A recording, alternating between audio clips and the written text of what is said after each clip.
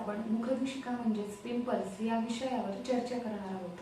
आयुर्वेदा माधव निदान या ग्रंथामध्ये शूद्ररोग अध्यायामध्ये पिंपल्स म्हणजेच मुखदूषिका या अध्यायाचे वर्णन आलेले आहे।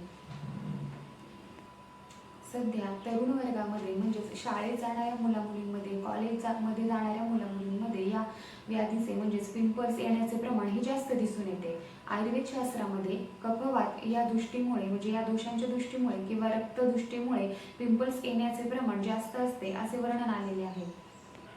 पिंपल्स येण्याची सामान्य कारणं जर आपण बघितली तर त्यामध्ये हार्मोनल इम्बॅलन्स, आपली बदलती जीवनशैली, आनुवंशिकता, पिरियड्स येण्याचा कालावधी किंवा पिरियड्स येऊन गेल्यानंतर पिंपल्स येण्याचे प्रमाण जास्त असते।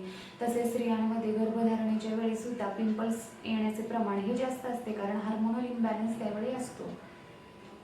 तसेच आपण आहाराचा जर विचार केला तर आजकालच्या काळात विरुद्ध आहाराचे प्रमाण हे जास्त वाढले, म्हणजे कसं की मिल्कशेक घेणं, शिकरण खाणं किंवा जेवणामध्ये दुधाचा वापर, इतर वेळी फळ आणि दूध एकत्र करून खाणं, यामुळे सुद्धा विरुद्ध आहारामुळे अजीर्ण निर्माण होतं, रक्तदृष्टी निर्माण होते व त्यामुळे सुद्धा पिंपल्स येण्याचे प्रमाण हे जास्त होते।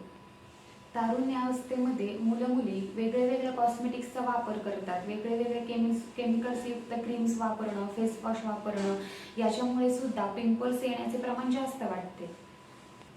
अजून जर महत्त्वाचं कारण म्हणजे मानसिक म्हणजे काय की क्रोध जास्त असणं, राग, स्ट्रेस, ह्या सर्व ज्या गोष्टी आहेत त्यामुळे सुद्धा त्याच्यामुळे रक्तावर परिणाम होतो, शरीरातील पचन सुद्धा बिघडतं, रक्तदृष्टी निर्माण होते आणि ते कारण एक म्हणजे महत्त्वाचं कारण असू शकतं स्ट्रेस किंवा चिडचिड करणं, राग जास्त येणं, यामुळे सुद्धा पिंपल्स येण्याचे प्रमाण वाढतं। आता आपण पिंपल्स येण्यापूर्वी कोणती पूर्वरूपे म्हणजे कोणती लक्षणं दिसून येतात याचा विचार करूया। तर सुरुवातीला काय होतं की आपल्या त्वचेचा रंग बदलतो किंवा काही जास्त घाम येतो किंवा अजिबातच घाम येत नाही, त्वचेच्या जागी काही चट्टे येतात, बारीक पुरळ येतात, ही पूर्वरूपे पिंपल्स येण्याआधी असू शकतात। पिंपल्स येण्याचं प्रमुख लक्षण म्हणजे पिंपल्स पूर्ण आलेत हे कसं समजतं की आपल्याला तिथे दगडासमान कठीण त्वचा लागते, कठीण फोड येतो, तिथे स्पर्श सहन होत नाही किंवा लालिमा येते, खाज येते, आग होते किंवा वेदना जास्त असतात।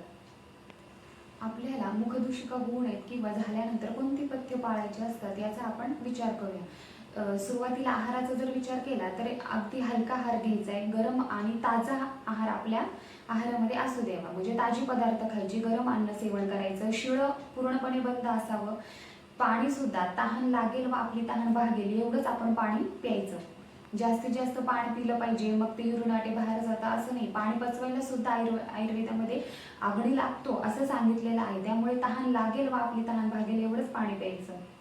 आपल्या शरीरातील वात, पित्त, कफ हे तिन्ही दोष समस्थितीत राहतील असा आहार आपण सेवन करायचा, म्हणजे अतिशय कोरडा अन्नपदार्थही सेवन करायचे नाही, अतिशय तेलकटही नाही किंवा जास्त मसालेदार पण नाही, अजून त्यात मैद्याचे पदार्थ आपण वर्ज्य करायचे, बेकरी प्रोडक्ट्स वर्ज्य करायचे, फास्ट फूड, चायनीज किंवा कोल्ड ड्रिंक्स, कॉफी, चहा याचं जास्तीत जास्त सेवन करणं आपण टाळायचं। तळलेले पदार्थ आपण कमीत कमी सेवन करायचे किंवा वर्ज्य करायचे। तसेच आजकाल आपण पाहतो की वेगवेगळे सॉसचे प्रकार येतात, ते सुद्धा आपल्याला घातक ठरू शकतात, ते पण आपण वर्ज्य करायचे। पिझ्झा, बर्गर या गोष्टी सुद्धा आपल्या आहारात पूर्णपणे बंद असाव्यात। दिवसातून 2 वेळा आपला चेहरा स्वच्छ धुवायचा।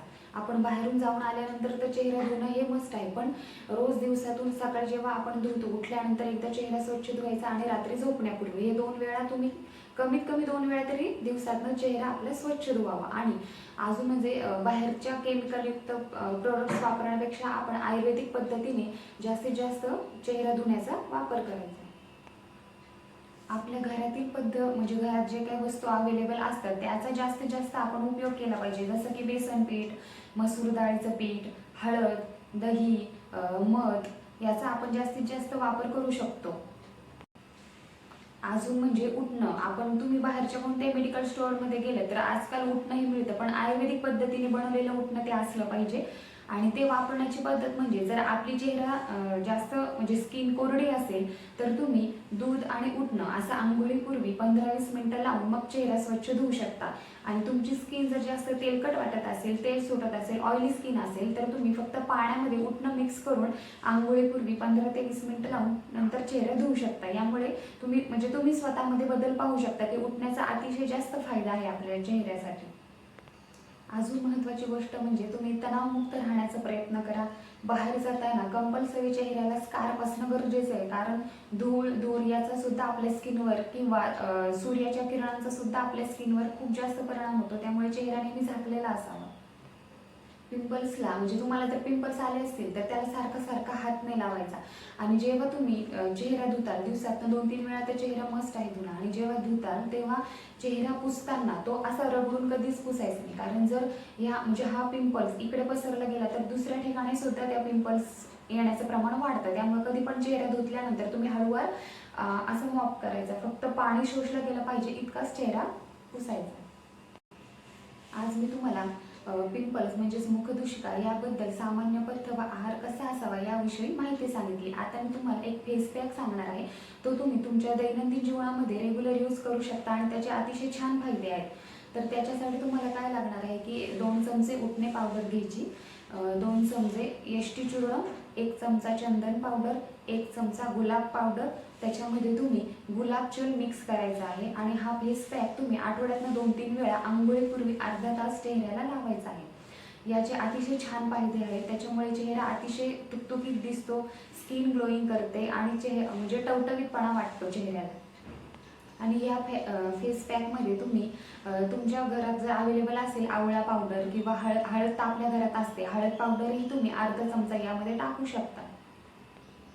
आजचा व्हिडिओ तुम्हाला कसा वाटला ते कमेंट्समध्ये नक्की कळवा. पुढच्या व्हिडिओमध्ये नवीन प्रकारची माहिती घेऊन मी पुन्हा भेटेल. तोपर्यंत धन्यवाद.